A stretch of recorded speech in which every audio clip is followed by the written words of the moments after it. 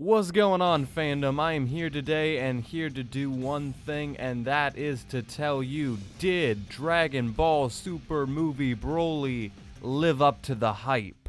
Around this time 1 year ago, Dragon Ball Super fans were disappointed to find out that after the Tournament of Power, the series would be going on an unexpected hiatus. So once the Tournament of Power concluded with Shaggy going Ultra Instinct and delivering a blow so devastating it not only killed Jiren but both Omni Kings, the fans of the series have been blue-balled for more content. But our Lord and Savior, Mr. Toriyama-sama, as if to reward us for the long wait, has brought us an entire new movie with a returning character who is now canon, baby! I almost just called him Broly. That's what I used to call him before I watched the movie as a kid, just from playing the games. Broly. How does that sound natural? Yeah, you see the new Broly movie? Bro, you see that new Broly movie? Now there's two type of reactions with the original Broly film. There's the Saiyan Elite reaction, which is the, "Oh, Broly, he doesn't have that much character. He's just a big meathead. There's no depth to his character. He's so boring. He says Kakarot a lot. And the crying backstory is stupid." And then there's the other reaction, which is, "Oh my god, Broly is the most badass motherfucker. Did you see the way he just tore down them Z fighters? Oh my god, fire emoji, fire emoji, fire emoji." And I'll be honest, I'm probably closer to the latter. I've seen the legendary Super Saiyan movie like at least a dozen times. And yeah, the sequels were terrible. Broly literally got peed on, literally. And yeah, a lot of the lore around Broly was dumb, but the savagery of this character is unbelievable. Broly describes himself as the devil, and you believe it. For anybody that says Broly is an underdeveloped character, I advise you watch that scene where he blew up an entire planet in front of his own slaves. He laughs in their face and you feel the vile, the disgusting, evil mindset of this guy, and you can't deny that that's an interesting character. I'm not saying Broly is like a three-dimensional, fully layered character, but in all honesty, a lot of the characters in the original Dragon Ball Z and Dragon Ball series are pretty one-dimensional. And one of the great things about Dragon Ball Super is it's adding a lot of layers to these old characters. Android 17, Frieza, a lot of these characters they're bringing back are now getting extra layers to their character. And now they're doing that with Broly. And let's admit it, if there's a character that they could bring back and add layers to and give more motivation, it's this one, especially since he's such a fan favorite. And to get my non-spoilery review out of the way, this movie succeeds in doing that. Broly is another super fun Dragon Ball film, and it actually has a lot of world building. We all know Super is coming back, and my excitement for that has not only blown up all the more exponentially after the events of this movie, but Broly and Paragus are such great characters. Frieza is as great as he ever has been, and goddamn, there are some of the best Dragon Ball fights in history in this film. But all that being said, did this movie live up to the hype? And well, let's just say this is a good point to throw up a spoiler warning if you haven't seen Dragon Ball Super movie Broly yet. Yada yada yada. You know how this works. Get the fuck out of here. You can't see it, but I'm cracking my knuckles. I'm going to get all my grievances out of the way for this film right away. And trust me, it has a lot going wrong with it. I know the reactions for this film, much like all these films, are mixed, but most of the people I think who saw this film enjoyed it. I thought it was a better film than Resurrection F. Not as good as Battle of the Gods though, which is probably my favorite Dragon Ball film, probably of all time. This film has a lot of holes in it, and mainly it's some of the holes that are all over the Dragon Ball Super television program. First off, Goku, much like he is in Super, isn't even acting like himself. He's acting like a bunch of dumb versions of Goku, like the Dragon Ball abridged Goku. He acts like a dumb version of what he used to be. I don't know if the Japanese had the bad line where Goku asks in the most serious of scenes, he asks Frieza what the word repugnant means. Goku is a child at heart with questionable morals and parenting skills, but he's not like a complete dumbass like the way Vegeta said he is in this film, which I thought that was funny, but we're really making Goku look out to be a lot more dumb in the original series than he was. He's just simple-minded. He's born on a fucking mountain and didn't have much social skills, and he flopped because of it. That doesn't mean he's fucking dumb and doesn't know what the fuck is going on around him. He's a mixed martial arts master. After that, I am going to make the slight complaint that none of the Z fighters are in this film. Gohan isn't even as so much as mentioned in this film. But for some reason, Bulma and Piccolo are still so important that they gotta be a part of this. And Beerus, which is another complaint for this film, he's left as a babysitter for Bola/Bra for the entire movie. And yeah, I think that's funny, but seriously, why is Beerus just a disgruntled old man in this movie? I think it's obvious he's going to lose his position as God of Destruction at least some point during this series, and he might even make this big heel turn and be a badass character. But before he does all that, can he at least keep up the appearance of a cool character and not just be like a lazy asshole? But I think my biggest gripe with this movie is just the pacing. I was told that the original script for this movie was like way longer and then it got cut, and it definitely feels that way. It feels like there's an extra hour of this film missing. The last act of this movie, as epic as it was, it definitely needed to be expanded upon. But after that, I just have a couple nitpicks with this film. There's a lot of 3D animation in this film, which is just kind of a weird thing to see in Dragon Ball. In Battle of the Gods and Resurrection F, it was either, just spaceships. The 3D animation was like way in the background, so it didn't look that bad. But there's some awkward transitions between 2D and 3D in this movie. And that's not to say the 3D looks bad. It actually looks really good, but it's just distracting, especially when you're so up close to these models. It just kind of freaks you out for a second. Also, I don't like the character designs for a lot of the Frieza Force now. A lot of these kind of more quirky blue dragon looking character designs, they're invading Dragon Ball, and usually they're like for random aliens or something like that. But the Frieza Force is supposed to be like the deepest circle around Frieza, and these secret circle guys should at least be some badass fighters or unique characters with special attributes or designs. And that's not to say I dislike our, fan service chili girl out there, but some of the designs for these characters just don't even feel like Dragon Ball anymore. Even Baby Raditz and Vegeta look really weird to me. And it doesn't help when they're like very aggressive 4-year-olds. It just looks weird. It doesn't paint the picture in your head that you were thinking of. When Gohan was this age, he didn't look like a fucking stick figure with giant hair coming out of his head. He looked like a normal kid. And who are these other Saiyans that are on this planet with Nappa and them? Just some other surviving Saiyans that are gonna get their own spin-offs in like 20 years from now? You could call that a retcon, and we should talk about the retcons of this film. First off, I don't think they're all that bad. Unless you're like this die-hard episode of Bardock fan, I don't think there's much in this movie that will upset you. It actually removes a lot of the like dumb fat off of the lore. Like, why were all the Saiyans on planet Vegeta at the same time when it blew up? We never thought about that before. Or why did they send Goku off during this time if all the Saiyans are supposed to be there?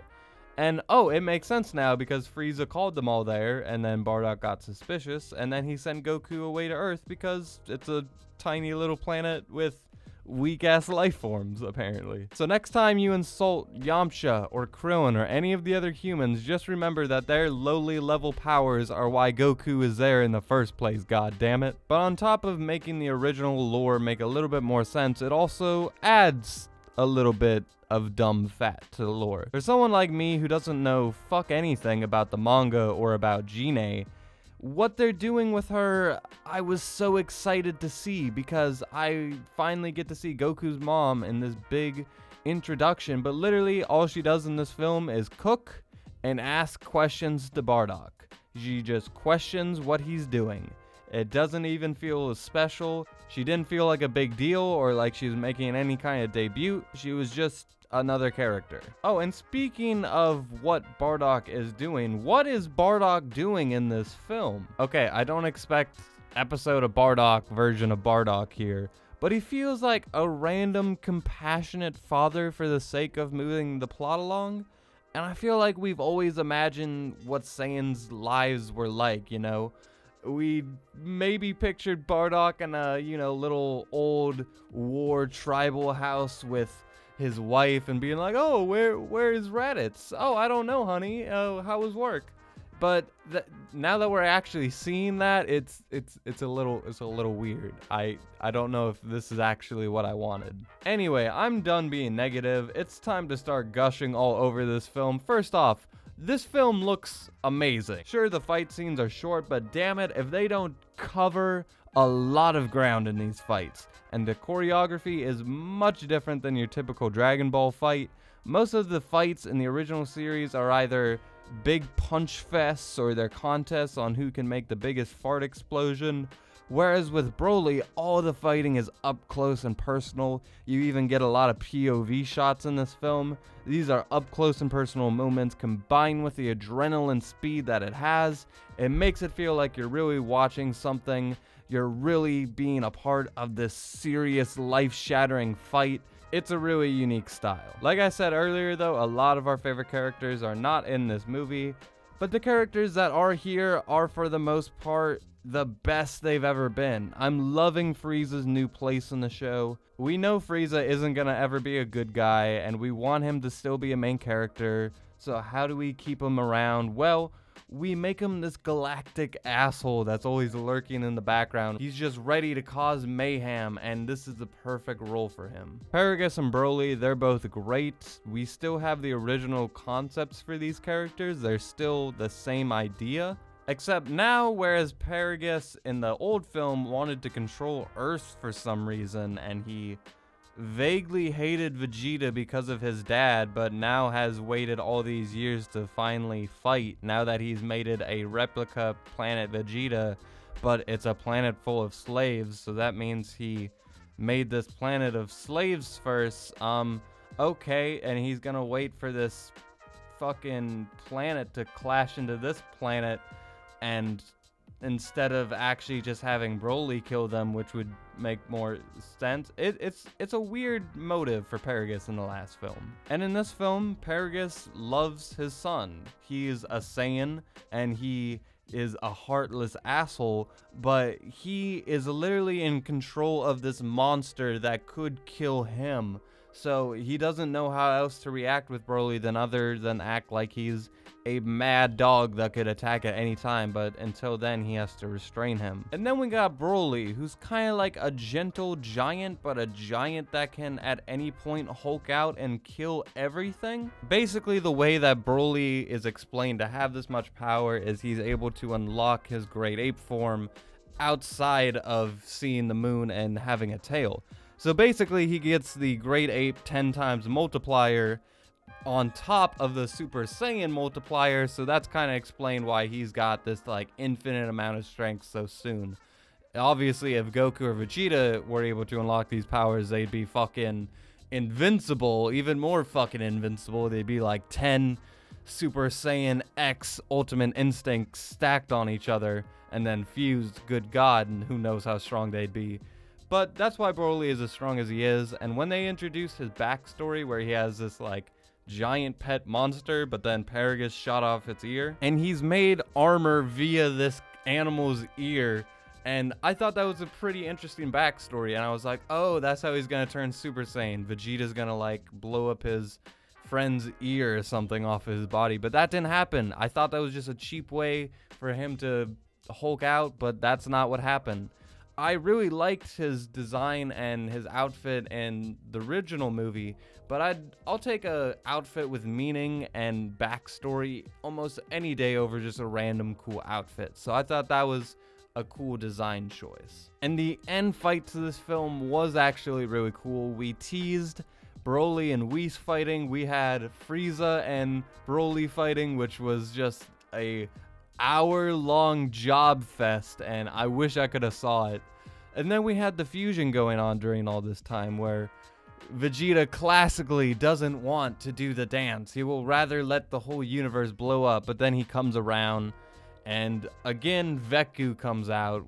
And the fusion dance doesn't have any of the old things they used to emphasize with it. There is no more having your power levels being the exact same. I kind of wish they introduced more of that. But we get Gogeta. It doesn't feel completely unearned. He looks different in base form and in the color scheme for this outfit. It's a really cool look for him. It takes a while to get used to, but the second he's like, this is my name, I'm Gogeta, and he charges into battle, and Frieza just is like, what the fuck are you? It's such a badass moment, and it just puts that smile on your face. Broly obviously doesn't know what the fuck he's looking at, but it doesn't mean that this isn't a badass fight. Gogeta is able to topple Broly, and I remember one of the Dragon Ball Z fighting games, they had Gogeta versus Broly, and I remember it was for its like opening intro, and I was like, this fight would never happen, but damn it if it did. And here it is all these years later, Broly versus motherfucking Super Saiyan God, Super Saiyan Gogeta.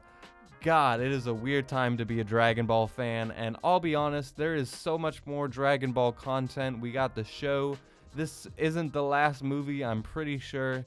So this is just another stepping stone in this Dragon Ball renaissance, and I like the ending where Chili and her old man friend took Broly and got him out of there. And yes, I love the part where Paragus dies and then Frieza pulls that fucking move. It was a little underwhelming the way Paragus died, but damn it if it wasn't fucking funny. And yes, I fucking love the last line of this film, the line that had smiles cracking everywhere, all over the fucking country, all over the fucking world. When Goku said, but Broly, you can call me Kakarot, it fucking warmed up my fucking heart, and it kind of makes sense because the only Saiyan that Goku really talks to like that is Vegeta. Obviously Turles isn't canon, obviously Tarple isn't around, all of these things. So it kind of makes sense for him to be like, hey, I kind of want Broly to call me Kakarot because that's what my rival Saiyans call me. And if I were to review this movie now, I'd probably give it like an 8 out of 10. I know I didn't like it as much as some other people, but as far as this Dragon Ball Renaissance is concerned, I know I'm going to watch this movie again. I'm going to rewatch all of these films again, and I'll probably have more in-depth things to say about it then, but until then, thank you so much for watching, guys. I really enjoyed making this video, and I really want to keep making videos about Dragon Ball, so if you have any ideas or want to start more discussions, please let me know. I will be happy to get on the Dragon Ball hype train until Super arrives. Anyway, it's the outro time. Don't be afraid to hit that subscribe button, to thumbs up the video, to share the video if you're extra fucking cool. And until next time, guys, thank you for watching. And with that, I leave you.